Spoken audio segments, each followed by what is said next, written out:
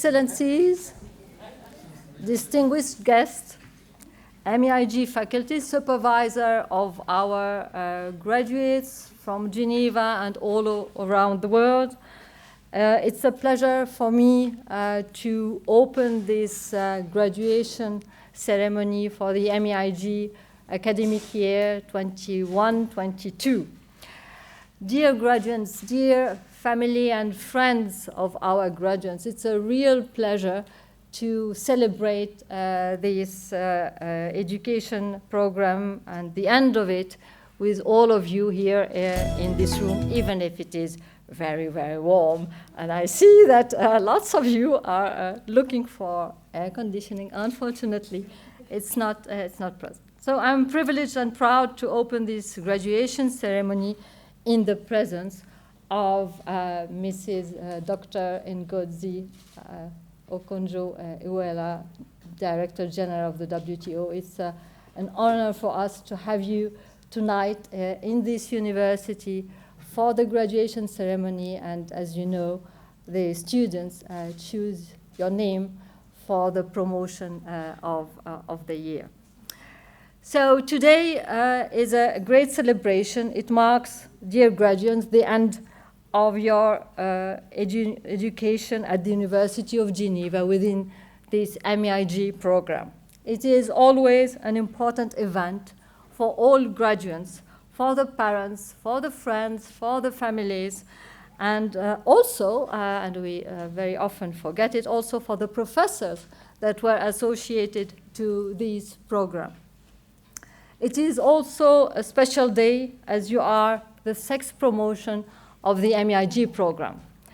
It's a program that has no equivalent in European university all around the world. Why is it so unique? It's unique because it brings together two levels of governance, mainly the European Union governance and the global governance. And this, of course, is unique because very often you have either European governance or international governance. But both in one is our main objectives. But this program is also based on the SDGs and Agenda 2030. So all the SDGs at Agenda 2030 are behind the program, linked to all the issues on different level of governance. As mentioned, the program is about European and global governance, but as the graduates know, it's also about national and sub-local governance, because it is very important to keep in mind that all levels are important in order to be efficient in the realization of an objective. As we know, today's globalized world presents new challenges. It presents challenges migration, it presents challenges to peace and security, it presents challenges in climate change, in health issues, trade, the risk about trade. Of course, all these are challenges, very important, and that are topics that you are dealing with in the program.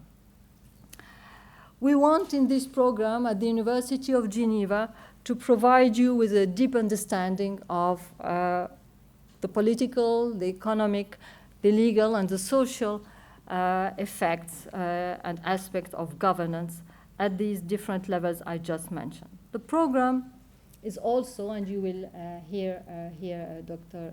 David Chikwaise, is also a result of a unique cooperation between the academic and the professional world, between the university and the United Nations office at Geneva. It brings together people from the Geneva International and from the academia in order to combine the knowledge that is important from an academic and from a practical point of view.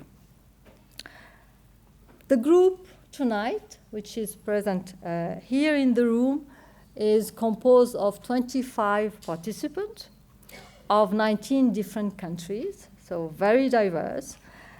3 of them are doing the program in 2 years and will be graduated next year. You have also among this group diplomats. They are mainly students of international relations background. Some are lawyers, some economic as well, but very diverse and very rich in cultural aspects as well. But ladies and gentlemen, let's come back to our graduates. I hope that this diploma allowed you to acquire the knowledge, the basic knowledge in governance, the basic knowledge in European affairs, the basic knowledge in trade, because it will be our topic today, and that you acquired the fundamentals in the different eras of this program in order to have a better knowledge, but also better skills for your future career. Whether you are already in office, for those who are already practicing or likely to be in a near future, you are definitely better equipped to handle every day and to manage adversity and to construe plans for difficulties, to overcome difficulties you may have to face in your professional life. I wish you the very best for the future and look forward to hearing about your success careers from all around the world. Already, to all of you, congratulations today for this achievement. Now I would like to invite a first speaker. Unfortunately, the ambassador head of the Swiss mission here in Geneva is sick and he's unable to join us for this graduation ceremony. So we will have a second speaker. As you know, the program is a result of this cooperation between the university and the United Nations office at Geneva. And it is my pleasure to have today David Shigvaidze, the head of the cabinet of the Director General, Tatiana Valovaya. So thank you, David, for being with us, and you have the floor. Thank you very much. Thank you very much, Professor Kadous. Director General, ladies and gentlemen, it's a great pleasure to be here. As Professor Kadous said, we are partners. So this is as much our day as it is the day of MEIG and your day. It's also a great honor to be a speaker on the same panel and in the same event with the Director General of WTO, a very respected and high professional. And it's a great pleasure for me also to speak to you, the students, because that's the public that I love speaking to the most. Because normally I learn from you when there are questions and answers. This is a graduation ceremony. In the United States, it's called commencement. And you're commencing your professional life, although as I understand, some of you already have a professional life. You're commencing your life in a very difficult, at a difficult time. To say that we're living in a time of transition would be naive and a platitude. What I think we're living through is a time of change of eras, something that happens maybe once every 100 years that changes the paradigm of how societies live and how they produce, how they operate, etc. And well into the first quarter of the 21st century, we're facing increasingly difficult challenges. We have a degradation of our natural resources by human activities. Raging climate crisis, which the Secretary General of the UN has underscored a number of times, and he was just in Suriname to show the difference of what a country that does well versus those who are not in a position to provide the same nurturing approach to nature, and the collapsing biodiversity, which he talked about. Production and consumption patterns still characterized by take, make, waste. The erosion of trust in public institutions, unequal access to health care, unprecedented divergence between the shocking levels of abject poverty in the majority and the equally shocking, obscene wealth accumulation by a minority. Conflicts fueled by regional actors, unconstrained in their actions, and profound geopolitical tensions at all levels, but especially at the very top. When, in addition to all this, in 2019, COVID-19 raised its ugly head, we thought, wow, this is the perfect storm.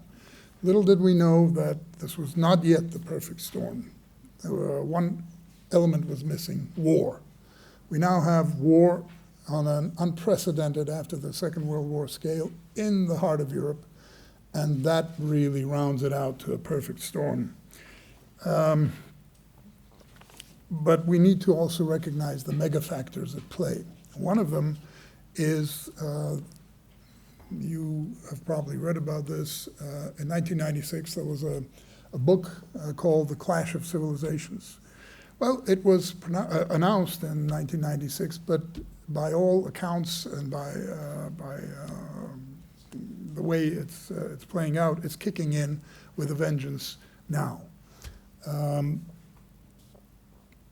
And it magnifies not only civilizational, but also geostrategic rivalries. And it's certainly at the root of many of the things happening today, and particularly at the root of of Russia's aggressive war against Ukraine. So where do we go from here? The leaders of the democratic world are asking constantly very correct questions. When will the fighting end? What conditions do we need in order for the fighting to end? Very, very necessary questions in order to stop this horrendous bloodshed. However, there's another question that needs to be asked. That is, where do we go from here once the shooting stops? Because if we're only looking at sanctions, sanctions that I consider a cop-out, when you don't have or you don't want to have a policy, you put in sanctions, and you check that box. If we're all hoping that more sanctions will do the trick, well, sanctions were tried. A certain person was locked in to a basement, and now we have Frankenstein that broke out of this basement. So if we try to lock that being with sanctions again, odds are that you're going to have the same reaction, only something bigger and uglier coming out of there. And since we're talking about war in the heart of Europe, well into the 21st century, we must have done something wrong in the last 30 years. I'm not going to enumerate all the things that were wrong. I don't want to be a very long warm-up show, but I can break it down by decades. We had, the first decade was a decade of lost opportunities. The second decade was one of neglect of relationship, and the third decade is, in my view, unnecessary confrontation.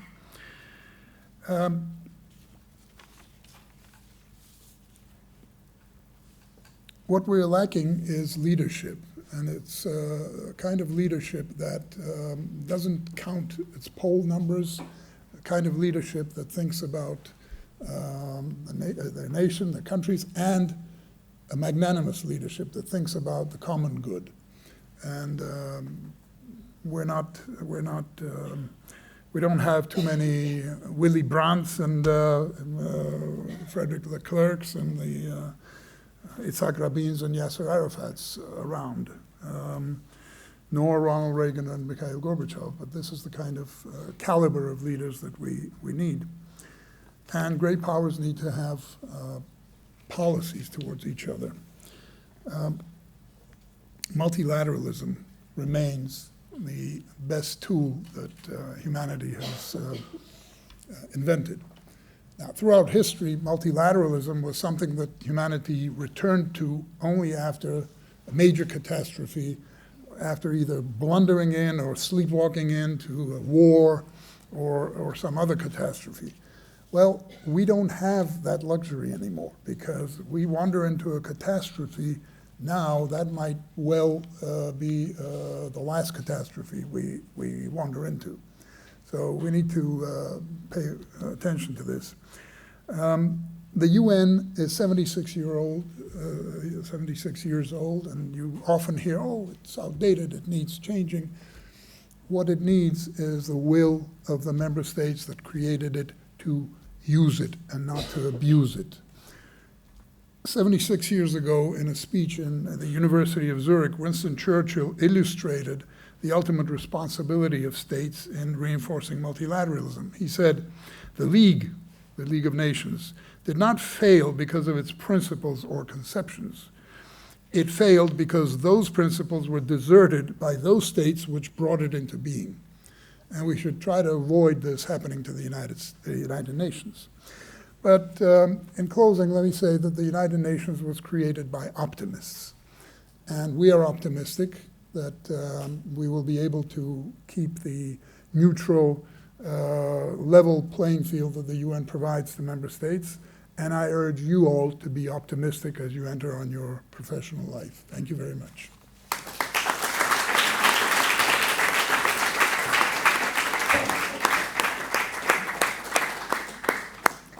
Thank you very much for these words and on the current and future situation. Very important to all of us to be aware of all this. Ladies and gentlemen, without further ado, I would like to introduce our guest speaker of tonight. It's, of course, a person that does not need any introduction, but still I think it's very important, at least for me, to mention a certain number of steps or events that count for me, that count, I think, for every woman in the world, and this is important. Dr. Ngozi is the 7th DG of the WTO, the first woman and the first African to hold this position in the whole history of the GATT and WTO. She is an economist and an international development expert with over 40 years of experience. Ladies and gentlemen, you have here also the first Nigeria female and longest-serving finance minister for 7 years in her country. She was not only Minister of Finance, but she was also the first female foreign minister. See, first. Ah, very good. Excellent, should I say. She spent also 25 years career at the World Bank, rising to the number 2 position of Managing Director Operations. I think all these different, I would say, steps in the parcours are, I would say, the best thing that can happen in the world.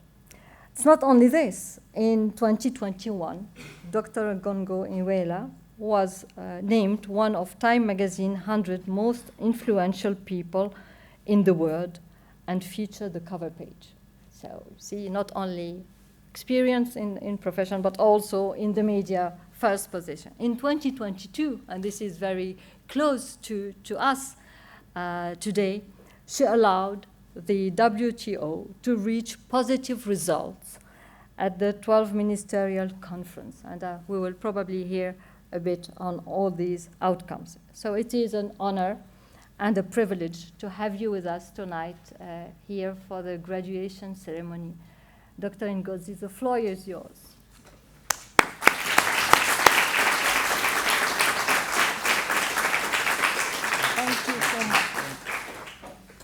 Well, thank you very much. I thought you were going to say I'm also the mother of 4, which is probably one of my best accomplishments.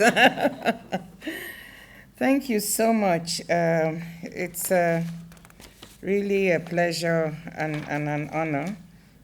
Professor Kadus, Mr. Shivadze, the Swiss ambassador didn't come. So I warn you, it's a good thing he didn't come because my speech will probably take up my time and his. I was told I could speak for 20, 25 minutes, so I have a speech that long, but seeing how warm it is here, I'll see if I can speed it up. I don't promise. I also stand between you and dinner, I think. But it's wonderful to be here with you today, and I want to start by thanking each and every one of you in the graduating class. I want to congratulate and thank your parents, the faculty, your friends, all of the people who saw you through this, and Professor Kadus, and to say that I'm immensely honored and humbled to learn that you voted to name your promotion after me. You have to explain to me why it's called promotion, but we'll do that later. And it was even more humbling to find out that previous cohorts had chosen the likes of Nelson Mandela, Mahatma Gandhi, Simone Weil, Kofi Annan, and Eleanor Roosevelt. I'm not sure I can keep up with that kind of company, but Simone Weil once joked about falling asleep during one of her own speeches. Though the past month has been very busy and very challenging for all of us at the WTO, I think I can clear that bar this evening. Let me explain the small but significant change in the title of my lecture. I had to submit the title before the WTO's mid-June ministerial conference. I didn't know for sure if the conference would succeed. So to be cautious, I said I would speak on the more general subject of global trade governance. Now that we know that members managed to agree on an impressive set of outcomes that will hopefully be the springboard for future further reforms, I can speak to the topic of reinventing the WTO. The wider context I mentioned, the age of polycrisis, remains the same, of course, and Mr. Chivadze has referred to it in his own speech. Speaking with newly minted graduates is always interesting, so thank you for having me once again. But you always wonder, what can you say to them that will make a difference? I always like to think when opportunities like these occur about the challenges the world will need to tackle during the graduates' careers. Crises are inevitable. Some are truly novel and unpredictable. Others, however, surprise us only because we refuse to read the handwriting on the wall and prepare accordingly. For instance, climate risks were clearly established over 30 years ago, and some are still questioning whether they are real. Bill Gates was giving TED Talks warning about a potential respiratory pandemic back in 2015. We know about the dangers of antimicrobial resistance, but are not acting to curb the overuse and misuse of antibiotics. The skills and knowledge you've worked hard to develop over the past year give you the tools to read what's on those walls.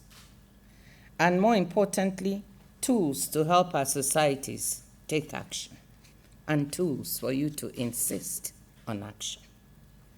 One fantastic thing about your group is that I don't need to explain what problems of the global commons are, or the threats they pose to our societies. You're here today because you know that some of the biggest challenges of our time are cross-border in nature: ensuring peace and security, containing climate change, fostering trade and development, and protecting public health and biodiversity. You chose a program of study anchored in the recognition that solutions to the problems we're encountering do not lie within any single country. They require cooperation across governments at every level, together with engagement from non-state actors, from business to civil society, and they require effective international institutions. All of you know that multilateralism and global solidarity are not just matters of practical necessity or idealism, because if we fail to come together, to meet the challenges we confront, we will be headed for a world of diminished prosperity and opportunities, a world of even greater individual frustration, political anger, and social instability, all exacerbated by worsening environmental stresses. Today is Independence Day in the United States, 4th of July. So let me quote what Benjamin Franklin told his comrades as they signed their Declaration of Independence from Great Britain on that day in 1776. He said, quote, "We must all hang together, or most assuredly, we will all hang separately."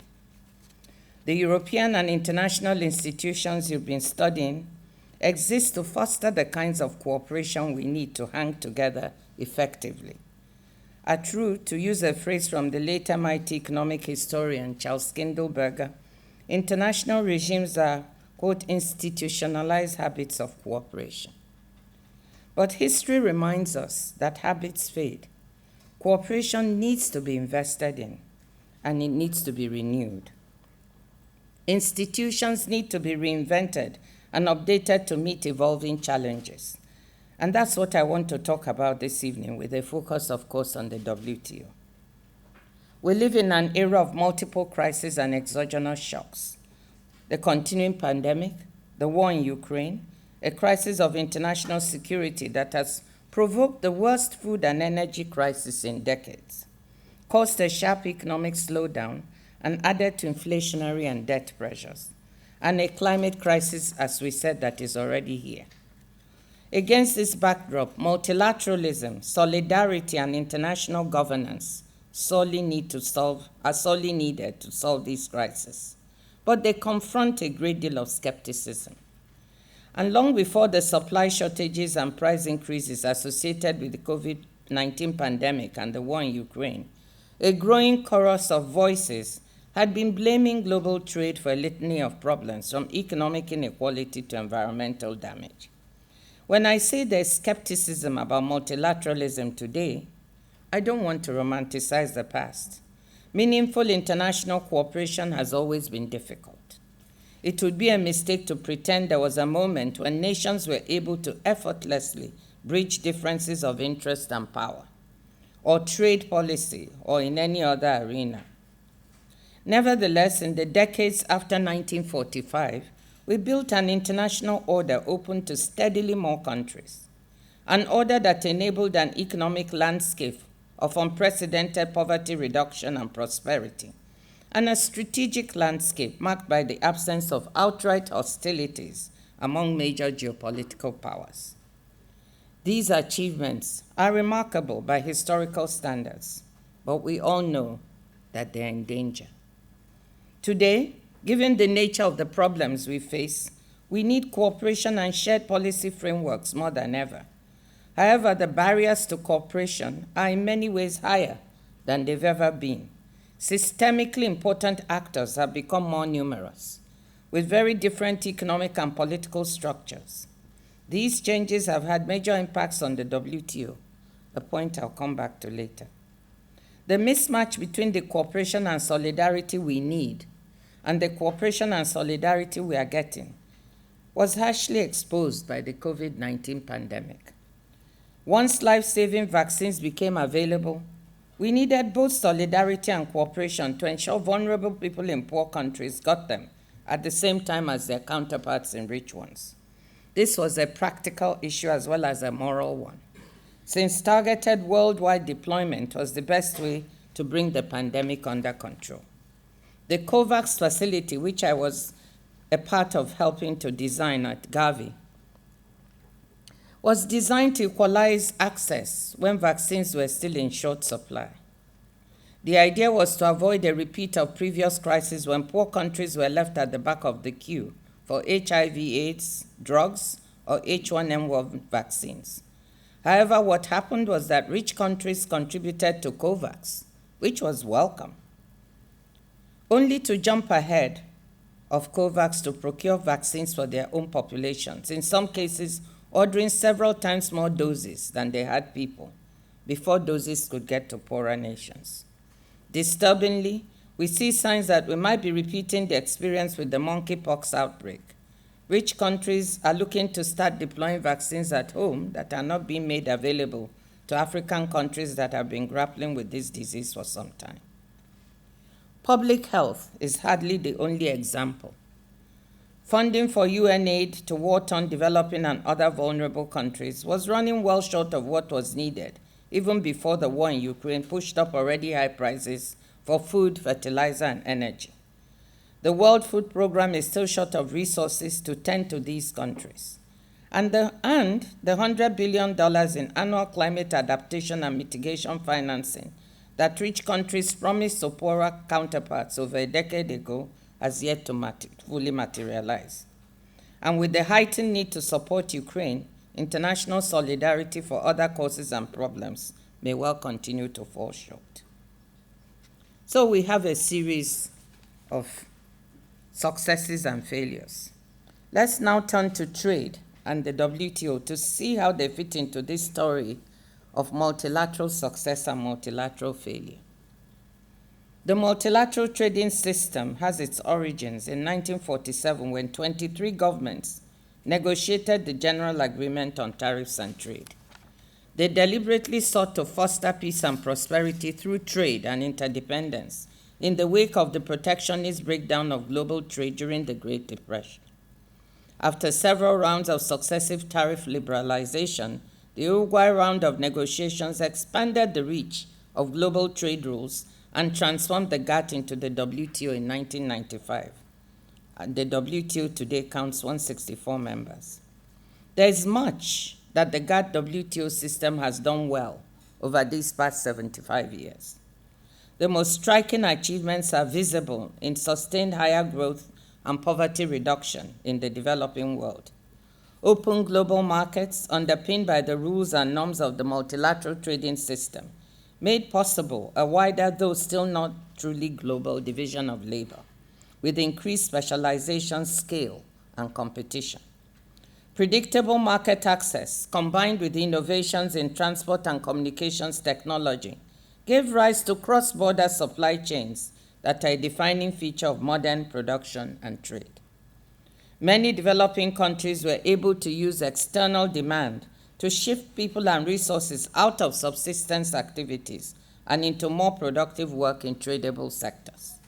Because businesses could be reasonably sure that export markets would not unexpectedly slam shut, they had the confidence to invest in export-oriented production. As Nobel Economics laureate Michael Spence described the process, developing countries were able to, quote, import what the rest of the world knows and export what it wants, close quote. This thus accelerating growth in the process. Over time, and as more countries, including China and to some extent India, successfully pursued trade-oriented market reforms, the results for human well-being were dramatic. In 1980, close to 40% of the world's population lived in extreme poverty, on less than the equivalent of $1.90 a day. By 2019, before the pandemic, it was less than 10%. Trade helped lift 1 billion people out of extreme poverty. In the quarter century before the pandemic hit, faster growth in the developing world saw poorer countries begin to narrow the income gap with richer ones for the first time since the Industrial Revolution 200 years ago. That said, this convergence process was slow, and the pandemic has made it slower. Meanwhile, in advanced economies, trade contributed to improvements in purchasing power and consumer choice. The ability to source inputs for goods and services from around the world made businesses become more productive and competitive. For low-income families in advanced economies, one estimate suggests trade has cut the price of the household consumption basket by 2/3. In the US and other advanced economies, consumer prices for durable goods fell steadily for 25 years before picking up again in 2021. Money saved on durable goods is money that was spent on services at local restaurants, cultural venues, gyms, travel and tourism, and so forth. Through 2 brutal stress tests, the 2008-2009 financial crisis, and then the economic contraction caused by COVID-19, the trading system has played its intended role of helping governments minimize protectionist pressures and avoid a repeat of the 1930s experience. If we drill down and look at specific issues and sectors, we see other ways in which trade has been beneficial. Just point out a couple of examples. First, trade and international competition have helped drive down the cost of green energy to the point that it is sometimes cheaper than fossil alternatives. The Intergovernmental Panel on Climate Change found that between 2010 and 2019, the unit cost of solar energy and lithium-ion batteries fell 85%, while that of wind energy fell 55%. Lower costs meant wider deployment through trade. Many countries don't have enough water and arable land to produce food for their populations. Trade comes to the rescue of net food importing countries. The FAO and the OECD estimate that 1 in 5 calories consumed around the world is traded across borders. Third example, most people remember medical supplies shortages and export bans from early in the pandemic. But it's easy to forget that cross-border supply chains subsequently became an engine for manufacturing and distributing masks, personal protective equipment, and ultimately vaccines. The WTO was able to play a useful role here, using monitoring, transparency, and jawboning to bring down trade restrictions and working with vaccine manufacturers to identify supply chain bottlenecks and encourage the decentralization of vaccine manufacturing in more developing countries, something of which I'm quite proud of the work that the staff did. Now, how has the GATT WTO system fallen short? I've talked about ways in which it has delivered. How has it fallen short? To my mind, these fall into two broad but related buckets: socioeconomic exclusion and responsiveness to changing economic and environmental circumstances. As we have seen, though trade has been a powerful force for poverty reduction, too many people have been left behind. Poor and lower middle class people in rich countries, and a large number of poor countries that have remained on the margins of the global division of labor. In rich countries, exclusion has led to populist, nationalist, and protectionist sentiments. Particularly in advanced economies, much of this exclusion was also the result of poor domestic policy choices. Underinvestment in active labor market policies and social safety nets meant workers were not equipped to take advantage of new opportunities and lacked security in the face of economic dislocation. And while imported goods and services and the disappearance of certain manufacturing jobs were a visible scapegoat for that dislocation, a big culprit was also technological change. At the same time, it's undeniable that trade could have been a stronger instrument for economic inclusion. The WTO system could have done more to reduce trade costs for businesses of all sizes and help micro, small, and medium enterprises and women-owned businesses tap into regional and global value chains. WTO members could have delivered better on a mandate to improve the flexibilities in the rulebook aimed at helping struggling countries participate more effectively in global trade. This brings me to the second bucket. WTO members have struggled mightily to agree on new trade rules. The Doha Round negotiations launched in 2001 aimed at addressing the concerns of developing countries as one of the stated goals fell apart, creating mistrust between developing and developed WTO members that endures today and bedevils the work we do. In one respect, the Doha Round may have been a victim of WTO's success at enabling rapid economic growth. As I alluded to earlier, the rapid economic ascent of large developing countries complicated the politics of compromise at the WTO. Granting concessions to rising competitors that had become systemically important was a tough sell in rich country capitals. And to emerging markets with per capita incomes multiples lower than those in advanced economies, being expected to take on obligations comparable to those in advanced economies did not seem fair either. Nevertheless, members slowly found ways forward, harvesting an agreement on trade facilitation at the Bali Ministerial Conference in 2013, and a deal to end agricultural export subsidies in Nairobi 2 years later. but progress was sporadic, and several important multilateral negotiations on agriculture and fisheries, for example, could not be closed. No agreements were reached at the Buenos Aires Ministerial in 2017, the last one before the present one. It is undeniable that the glacial pace of WTO rulemaking meant that the global trade rulebook was left behind by developments in the global economy. In 2022, decades into the technology revolution that has changed our lives, we have no global rules for digital trade beyond a useful but still temporary moratorium on imposing customs duties on cross-border electronic transmissions. The absence of shared standards means higher costs, which weigh heaviest on small businesses. The climate crisis is here, but it's hard to argue that the WTO has evolved sufficiently to meet the challenge of trade tensions linked to members' carbon pricing regimes, or for that matter, to do all it can to lower the cost of decarbonization. Major increases in the use of industrial, agricultural, and other subsidies, an issue that goes beyond China and its economic model, did not come in with action to ensure a fair and level playing field for competition. The stalemate between advanced economies and major emerging markets prevented members from agreeing on special and differential treatment provisions in several agreements, thereby hurting lower income and least developed countries and smaller economies that remain on the margins of the global division of labor. The increasingly urgent imperative for economic inclusion within societies has not been met with new rules and new support for women and micro, medium, and small enterprises. And to make matters worse, the WTO's dispute settlement system was left partially incapacitated as the two-tier system could not function in the intended manner.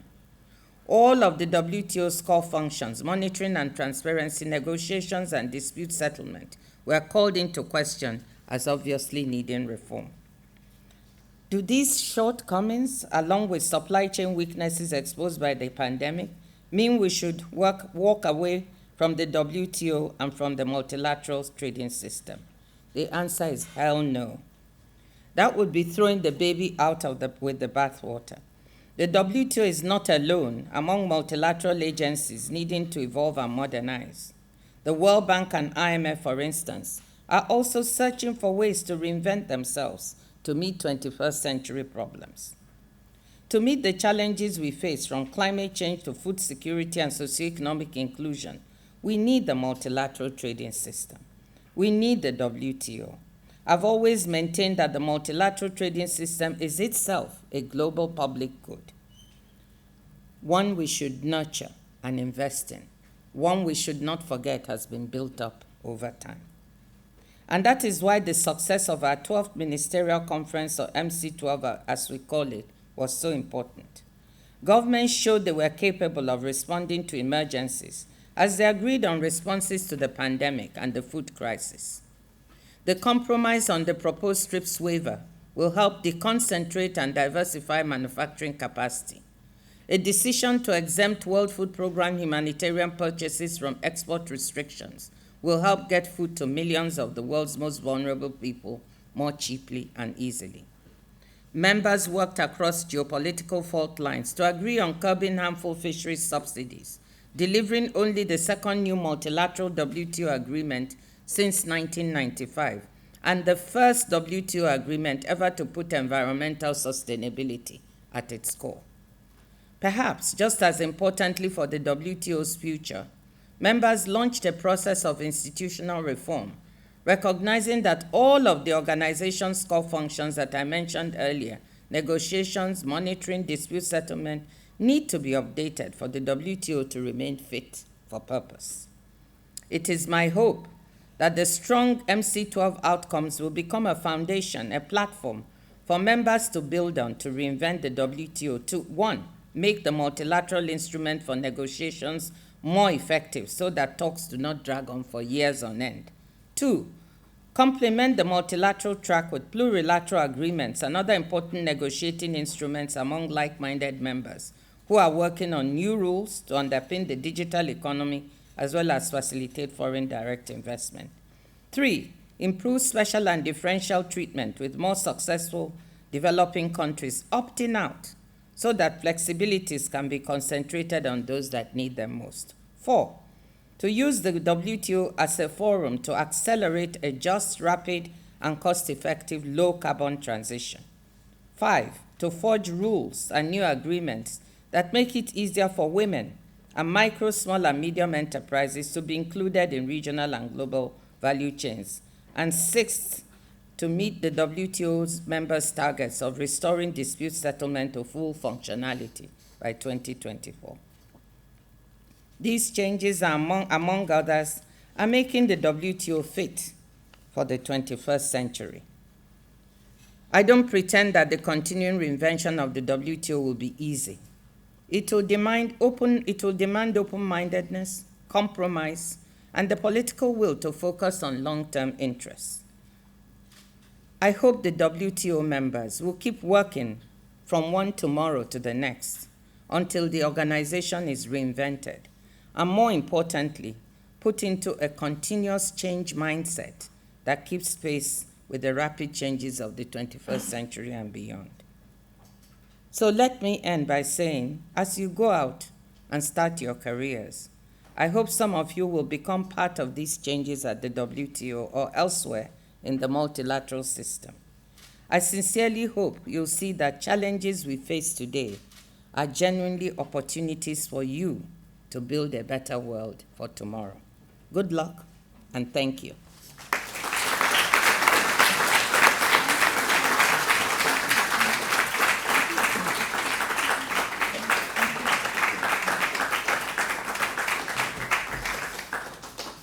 Thank you so much for sharing with us these outstanding thoughts and for giving the ideas for the revitalization of the WTO, and this multilateral system is really a global public good, and I really share this, and it's so important for international development as a whole.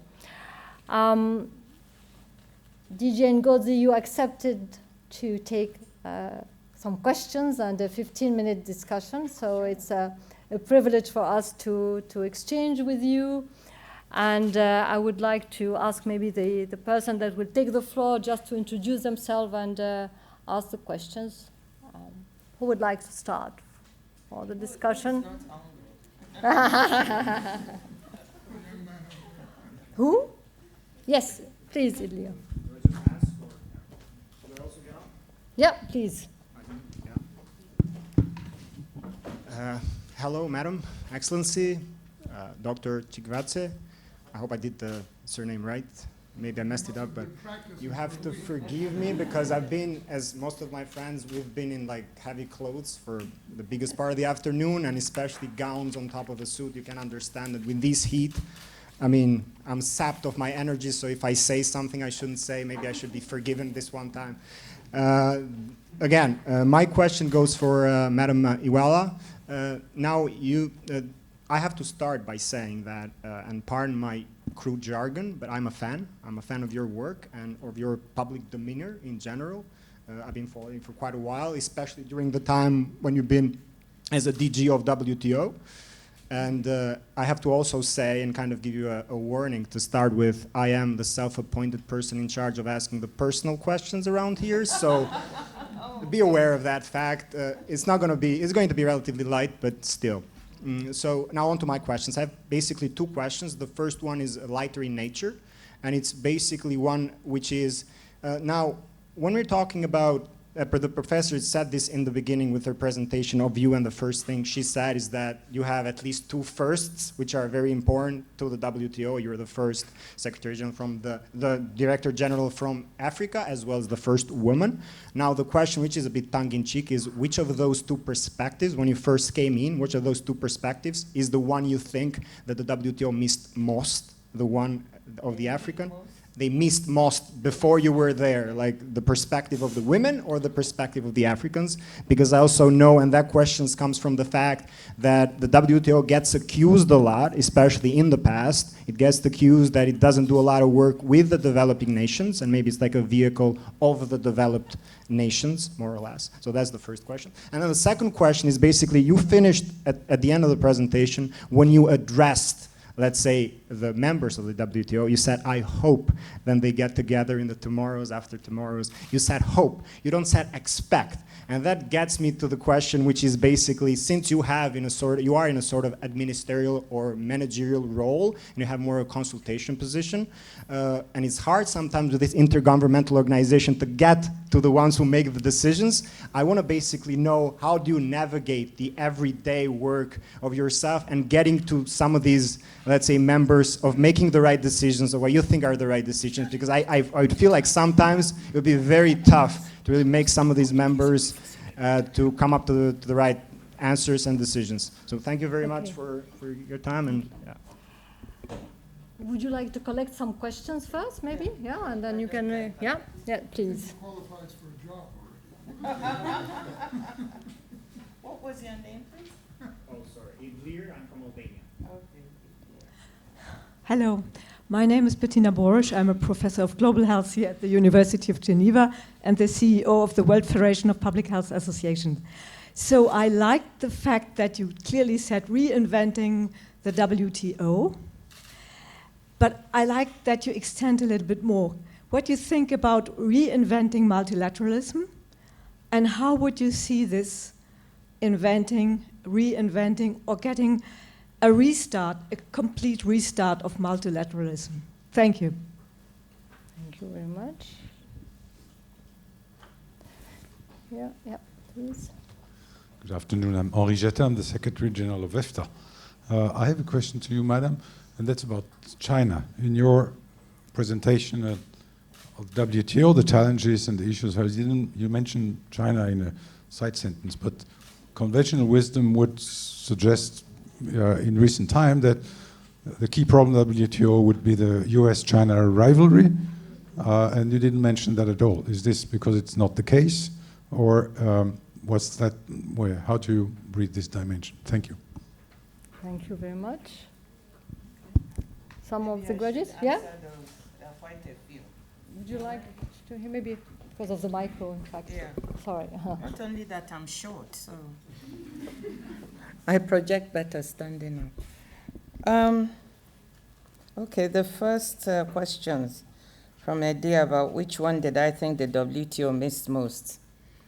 The perspective of women or the perspective of Africa? I actually don't think, I'm very proud to be the first woman and the first African and all that. I don't set out in my career to be the first whatever. I just set out to see if a good job can be done. I actually said to the ministers and ambassadors when I was being interviewed that whilst it's important that a woman be chosen to run the WTO and African, why not? They're equally capable. That wasn't really the point. The point to me was that the WTO needed results, needed to be seen to make some wins. Because the WTO I saw in the last decade was not the WTO I knew when I was having my career at the World Bank. It was a vibrant WTO delivering. And then it fell into not delivering, not getting results. And that's too important for the world, the developing world. So to my mind, the profile needed was somebody capable of being a little bit from the outside, a little bit of thinking out of the box, shaking up the place, making it get results. And I told them that's what you need. You don't need to recreate the types of people you have had in the place. We have plenty of technical trade diplomats. But we have not been able to get this organization to get results. So you should pick the person you think is most capable of turning this place into delivering the results. That's what I said. If it's not me, fine. But I think it's me. That's what I told them. And so that's what was important to me. Who has the capacity to change things at the WTO and make it into an organization that can once more time deliver. So that's what I went for. And if that person is African and if that person is a woman, why not? You know, it makes it even better, in my view. Now, how do you navigate members and get the right decisions? What a question. That's the million-dollar question. You know, navigating members is not easy because members tell you it's a member-driven organization, especially when you want something done and you have some ideas and it's member-driven. So you have to be careful. You have to do it by conviction, by influence, by jawboning, by pointing, doing some work. One of the things I really treasure is the ability to put analytical work in front of members, because sometimes members take positions, and I ask them, well, what is this based on? Where is the analysis that shows this position is better for your country than that other position? You know, and they get entrenched, and then they keep the same position for years. You know, when I came, I would go to, let's take a subject like agriculture. Even the TRIPS waiver that was, you read the statement the person made 5 years ago and the one they're making today, virtually the same. No change. And that's what I thought needed to change. You know, so you know, people get entrenched into positions. And shaking them out of that is very, very critical. So by trying to shake them out by putting analytical work, doing the analysis so they can see that actually this may be a better position than that, and trying to change them. That's how you move towards the right decisions. Is it easy? The answer is no. But you've just got to be bloody-minded about it and not take no for an answer and then keep pushing. That's why we got the results. That's how we got the results at the MC12, by just insisting that this can be done. Now, that doesn't mean that I haven't made mistakes or, you know, I haven't gotten into trouble with members, you know, in trying to do these right decisions. I remember, I won't tell you the name of the member, something that I launched. And then I got an email from this very powerful member. And the first paragraph said, "You're the best DG we've had in some time." So I was feeling really cool after reading this. I was saying, this is really nice of them. And then the next paragraph I read, "But who gave you the authority to launch this and that?" And then they totally blasted me and said I should withdraw what I had proposed, which I refused to do. I managed to find my way around, but that will show you it's not always easy. Now, there was Professor Christina, yes, you asked about reinventing multilateralism and a complete restart. I think, first of all, we must accept that multilateralism is, you said it, David, that's the only tool we have. The problems we're dealing with now in the world are problems of the global commons, and no one country can solve them alone. Whether it's the pandemic, whether it's climate change, whether it's even the food crisis, there are a lot of problems that no one country. So once we accept this premise, then we know that multilateralism is the instrument, it's needed, we can't do away with it. Then it becomes what type of multilateralism? Is it the multilateralism of old, of 1945 or 47, or do we need to rethink, reinvent it? Absolutely. And I think we need to start both looking at multilateralism and multilateral institutions by acknowledging that the world has changed dramatically. China, for instance, I think in 2001, when it started with the WTO accession, had a GDP of about $1.62 trillion. Today is about 15 trillion. The US GDP is 20. Before it was 6 times that of China. Now it's catching up. It has evolved rapidly. There are many other countries that have evolved and emerged. But does multilateralism as we have it today really acknowledge that? If we look at multilateral institutions like the IMF and World Bank and the shares of the various countries, so China's share, I'm not arguing one way or the other, I'm just trying to illustrate, if it's based on economic power and strength, their share is about equivalent to that of Germany or less than that of Germany and Belgium combined. So the multilateral institutions and the world order has not really shaken out sufficiently in a way that would take into account the changing economic global landscape. At the same time, it also has not taken into account the way these landscapes have evolved, and that's a problem at the WTO, because there's a very uncomfortable feeling on the part of many countries of the West and even some emerging markets that those emerging markets like China have evolved based on a system that makes it very difficult to compete, that there's no level playing field. And therefore, have the rules of the WTO evolved sufficiently to take account of this? The answer is no. We have the Subsidies and Countervailing Measures Agreement, which is supposed to deal with the issue of subsidies. But that's 25 years old. Has it been updated to take account of this? Do we have the facts about what types of subsidies? We know a lot about agricultural subsidies. We have numbers. We don't know a lot about industrial subsidies. And now there are new types of subsidies linked to reshoring and fair shoring. People are willing to give 50 billion to the semiconductor industry to relocate in certain countries. So how do our rules take account of these? So we need to rethink all of those, rethink the economic shape of the world, the geopolitical shape of the world, the way the institutions are placed and their rules. And to me, that's reinventing multilateralism to fit a little bit more with the realities of the 21st century. Now, China, you said I hardly mentioned China. I mentioned it as a systemically important country. And part of the reason why we have the issues we have at the WTO. Maybe it didn't come out as clearly, but I said the landscape had changed. And countries that were not systemically important before now are, and yet the place has not evolved sufficiently to recognize that. So there are some tensions, and we live them. We are living US-China tensions. We are living Ukraine-Russia tensions, and trying to navigate. And the latter made life very difficult, which is why I wasn't sure that MC12 would work, because many people didn't want to be in the same room with Russia to negotiate, and we had to devise ways and means around that.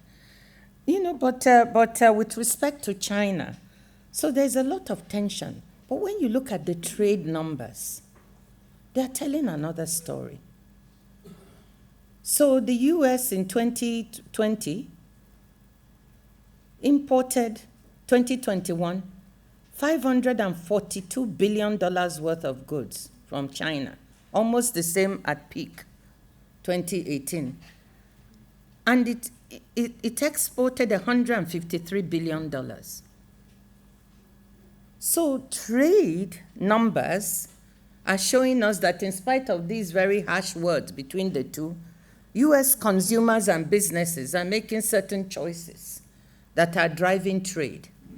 So I don't let it get in the way too much, because I'm looking at the numbers and it's telling me trade among these two is going on despite this hot rhetoric. Now, how do I make it so that the rhetoric doesn't damage what we have to do at the WTO? And I must tell you that there was extraordinary work between the US and China at MC12. Some of the things that we did, including for the TRIPS agreement, if US and China had not worked together to agree on certain provisions, we wouldn't have had the agreement. So the fact that they could work together to deliver that at the WTO, it speaks volumes.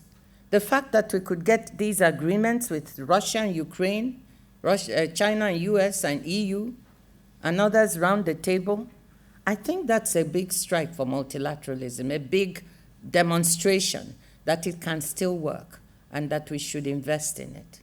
So that's my answer. So it's not that I've forgotten it, it's just I don't want it to overtake the way we should do our work.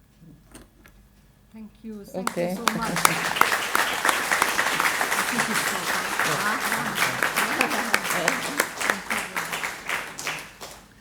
Thank you very much for these exchanges on essential questions on the future of the WTO. With this rewarding discussion, I would like now to turn to the distribution of the diploma and to thank again DG Ngozi for her presence with us. So we will start with the award of the MEIG Prize Geneva International 2022. This prize is a prize that is attributed to the student with the highest average grade in the program. And for this year, the prize is sponsored by Karen Dash. And we have here a person from the company to take the floor. Please, you have the floor for this. Thank you, Mrs. Claire. Thank you, Professor Kadou. Dear distinguished guests, dear graduates, dear family and dear faculty members, ladies and gentlemen, on behalf of the company Karen Dash, I am very humbled and delighted to be here tonight to present the Karen Dash Award of the 2022 MEIG program.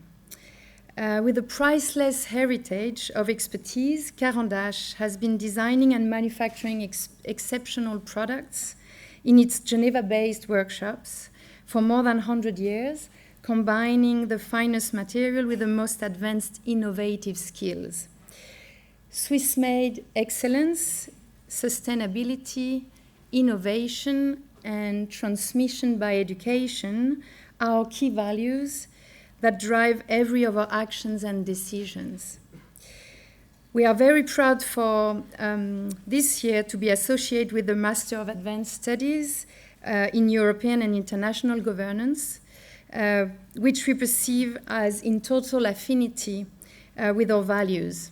Thanks to its academic excellence, its unique and innovative combination of European and international governance program, and its major focus on the sustainable development goals. Thank you, Professor Kadous, for giving us this opportunity. So first of all, I would like to warmly congratulate each of you, graduating students, for your hard work and commitment to this challenging but prestigious program. This year, the Karen Dash Prize goes to a very strong students with the highest average grade of the promotion, Mr. Samuel Duelli.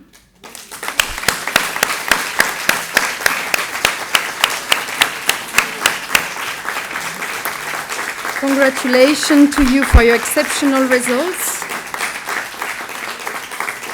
and your commitment to make our world a better place in your near future. Congratulations.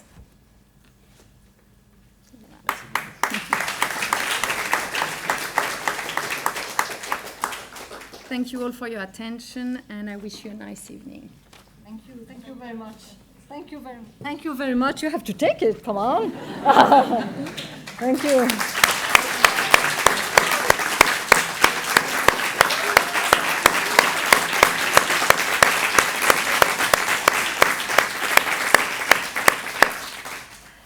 Okay, ladies and gentlemen, we shall now proceed with the attribution of the diploma, and we will go here. We will take a photo as well, so you will hear your name. And I will be helped with, the two persons, with Philippe Hahn and Elisabeth Ruiz-Quero. Both are coordinators of the program, and we will do this in an alphabetical order. And maybe when you finish, you just go to the other side and you stay here on the other side. So. Okay. Oui, mais après, ils vont se mettre là-bas.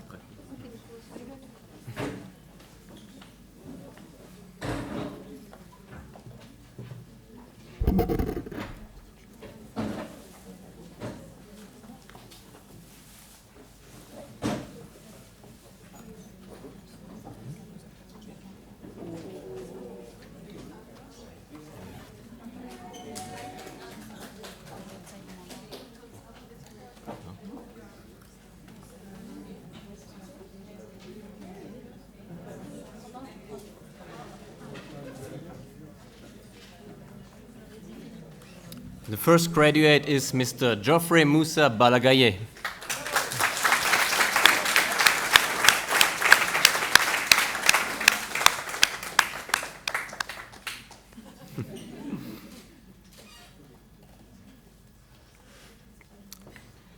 Miss Annalisa Baruffi.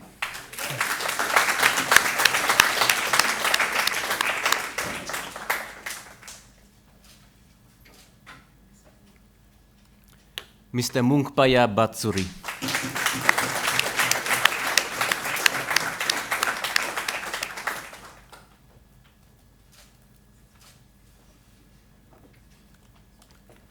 Mr. Topten Choppel.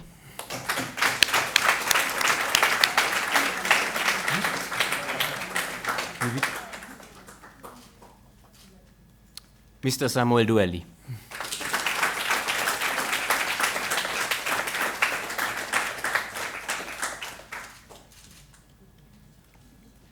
Miss Soman Fahim.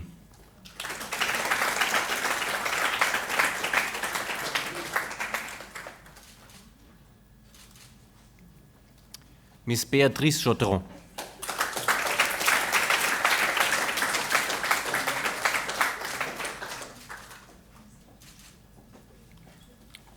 Miss Olya Krylova.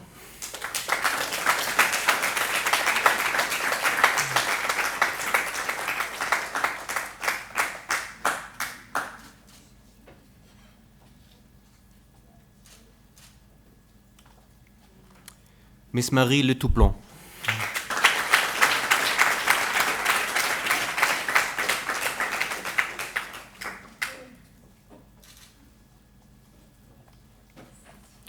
Mr. Kotsovi Metsenjue.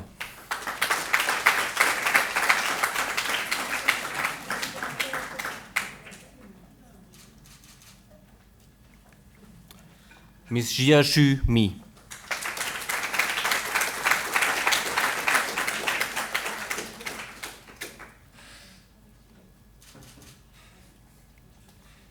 Miss Tamari Mechitlice.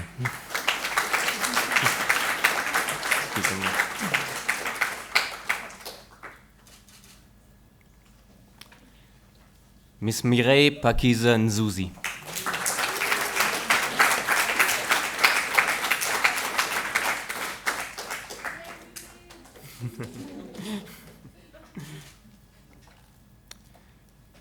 Miss Nargis Ojakverdieva.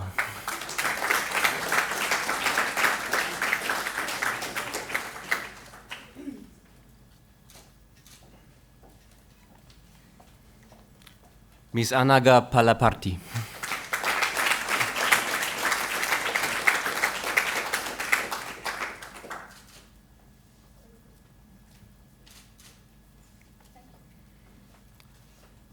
Miss Isabel Pareja.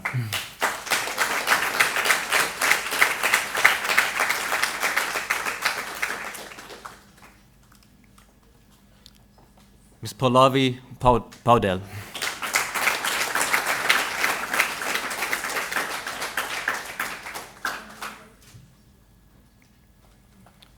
Miss Ruti Sankararam.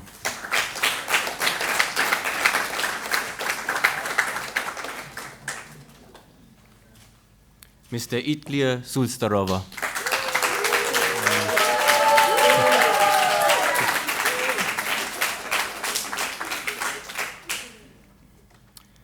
Mr. Jake van Krieke.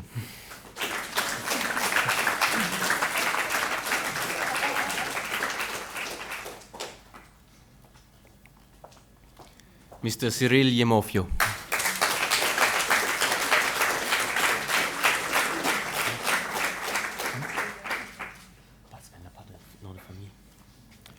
Mr. Ahmad Navid Walizada.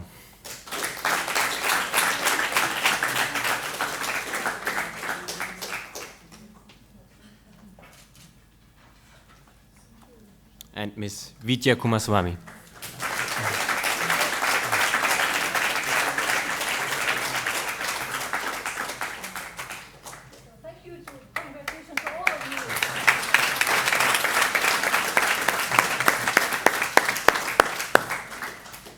yes, with this we are almost at the end, not yet, not fully at the end.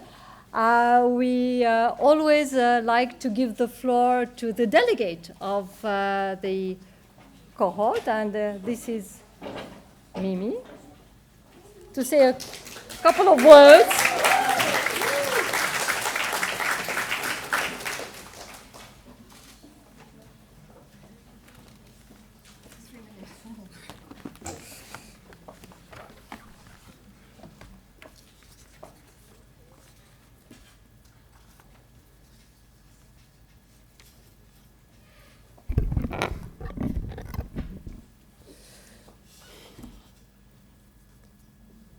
My mother, like her mother before her, never went to school. Your Excellencies, ladies and gentlemen, it's a privilege and an honor to be here today, addressing you all on behalf of my colleagues. The MEIG program has been a very special place for me and has had an indelible impact on my journey. So, to Professor Christine Cadus, Dr. Elizabeth Caiho, Dr. Alexandra Ferrantino, and Mr. Philippe Anne, we say thank you. Thank you for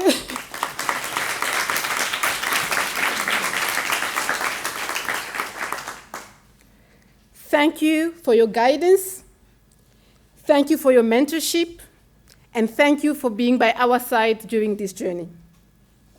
To the University Presidency and Governing Board, thank you for running this institution and hosting a program providing a milieu demanding a better version of oneself.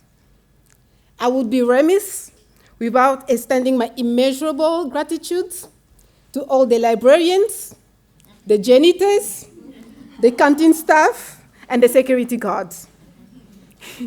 Now, accomplishing this master would have reverted to being impossible without some of the most humbling individuals that I came to meet along the way, whose unmet help and guidance have ensured that what is ahead is less tangled. At the acme of this list are my mentors: EU Commissioner Ylva Johansson, Diego Cangafano, and Father Guy Martineau, mon très cher Père Guy Martineau. To you, I remain exceedingly indebted. To our families and friends, I'm whittled down to no way to say thank you than saying thank you, because we owe you in ways that we cannot even calculate. And to all those who worked, so that we can run. Director General, Dr. Ngozi, we thank you. Thank you so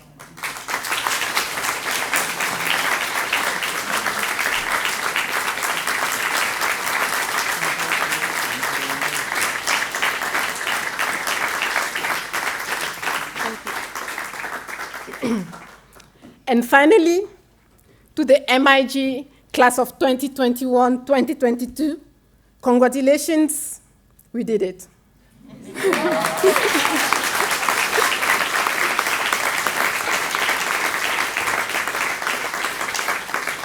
We did it during an unprecedented time in history.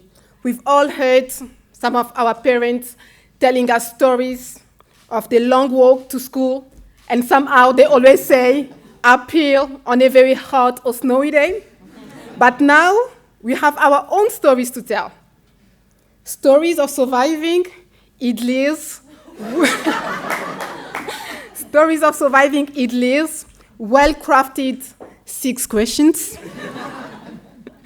Stories of surviving the sheer disappointment on Captain Jeremy Zaron's face when one didn't know what Takuba Force was. But we surely met the challenge. We attended all our lectures, conferences, and module assessment, writing our end of the study project and defending the letter. We plowed forward, and here we are, imprinted with the power of finishing something and are waiting to birth another anew. I won't want to go on and on, but I would like to maybe share a handful of lessons that I hope will keep me grounded, will keep me inspired, will keep me motivated, and at least have my 10 toes on the ground. And I can assure you I have 10 toes. The first lesson started from receiving a text message that changed my life, stating, you should apply for this. Then there was a link. This came from a lady from Kenya that I met during a conference in Baku, Azerbaijan, and that single text message got me to the European Commission. And the lesson from that is, treat everyone that you meet with absolute respect and utmost kindness. The second lesson is having a clear vision. Picturing what your dream or your purpose is allows for a near pure translation from human thought to something of value. The third lesson the MEIG program has taught me is, don't be comfortable, but be great. Good is not good enough if it can be better. Someone once said, sweet grandchild of mine, whatever you do, strive to do it so well, so that no one living, no one dead, and no one yet to be born can do it any better. MEIG has taught me the challenges of leadership, that striving to become a great leader is uncomfortable. It's full of sacrifices, ups and downs. It will test your values, but it's not in your comfort zone or in the perfect condition where you will find the best of you. Be okay taking the road that is less traveled, and you must be okay being a contrarian. The other lesson is, as much as I do celebrate my success, I must equally be predisposed to celebrate my failures. I must use my failures as teachable moments, because failure is a teacher that will demand you to dig deep within yourself. It's what that will push you to strive for what is sweet, by firstly giving you the taste of what is bitter. Find the courage to persevere, because other opportunities will show up, and this one, right here, it's not the only one. MEIG has taught me humility.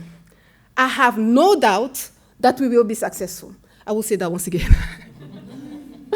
I have no doubt that we will be successful.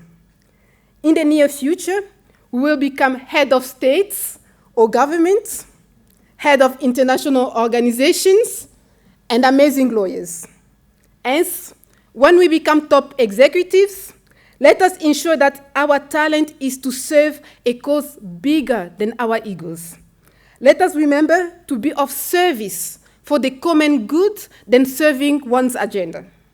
As a wrap-up, if I may, please just allow me to highlight the following.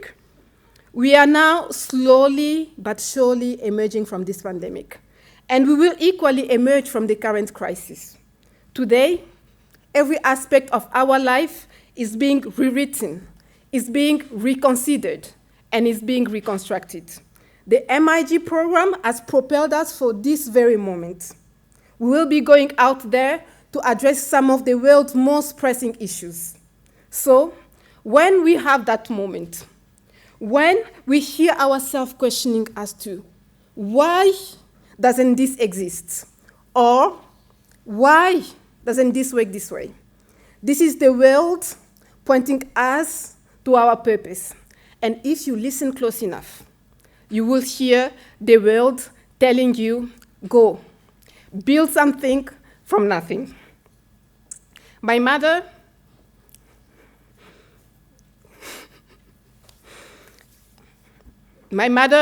Philomene Iwatawa Kucha, like her mother before her, Veronique Nyange Kasanji, never went to school. To the Master in Advanced Studies of European and International Governance, class of 2021-2022, Dr. Ngozi Okonjo Inwela cohort, I thank you.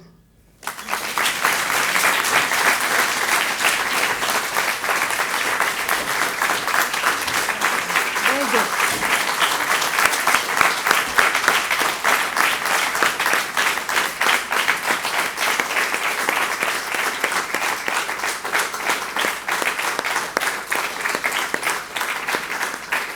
Thank you, ladies and gentlemen. Excellencies, I'm not going to prolong it more. I would like just to thank the University of Geneva, to thank, of course, our guest speakers of tonight, DJ Ngozi and David Chikwaidze, for being with us. I would like to thank you all the missions that are present here and that participate in the program and that are sharing this celebration day together. So thank you to all of you for being with us. Thank you, of course, to Philippe, Elizabeth, Alicia, and Alexandra for allowing this evening to happen. And thank you, of course, for our photographer and for our man, Nicola, behind for the registration. Thank you. With these words, I would like to close the graduation ceremony 2022 of the MEIG program, and I will ask all of the graduates, congratulations again, and just here for a group photo with our guest speakers when we will close with this tonight.